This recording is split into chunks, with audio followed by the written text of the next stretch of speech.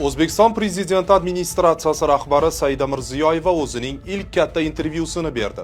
Unda prezident faoliyati va uning ota hamda rahbar sifatidagi shaxsiy sifatlari, mamlakatda olib borilayotgan islohotlar, ekologiya va suv resurslari muammolari, o'zi rahbarlik qilayotgan administratsiyaning ustuvor yo'nalishlari, shuningdek, oiladagi tarbiya kabi masalalarga to'xtaldi. Davlat rahbarining ish uslubi haqidagi savolga javob berar ekan, Saida Mirziyoyeva Shavkat Mirziyoyev 9 yil davomida keng ko'lamli islohotlarni qattiqqo'llik bilan emas, balki sabr, vazminlik va oqilona qarorlari orqali amalga oshirganini ta'kidladi. U o'zi boshqarayotgan yo'nalishlarning barchasi murakkab bo'lsa-da, har bir yo'nalish bo'yicha juda yaxshi shakllangan jamoa borligini, atrofida yosh, g'ayratli, O'zbekistonni buyuk davlatga aylantirishga intilayotgan insonlar yig'ilganini aytdi.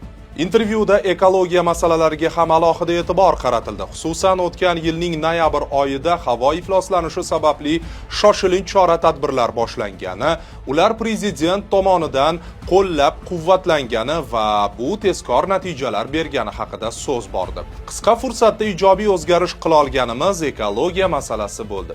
Biznesga ekologiyaning muhim ekanligini tushuntira oldik.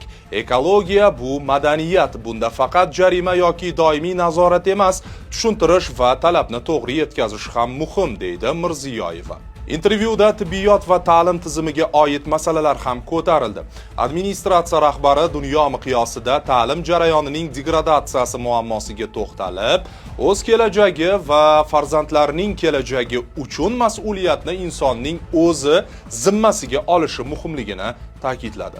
Shuningdek, prezident administratsiyasi rahbari hali bajariladigan ishlar juda ko'pligini qayd etib, O'zbekiston iqtisodiy imkoniyatlari cheklangan mamlakat ekanini aytdi.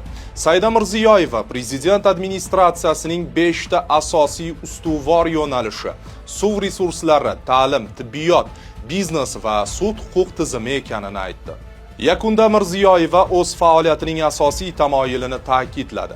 Maqsad har bir o'zbekistonlikning hayotini yaxshilash, har bir inson muhim, degan Saida Mirziyoyeva. Intervyuning to'liq versiyasini esa Alter Ego YouTube kanalida tomosha qilish mumkin.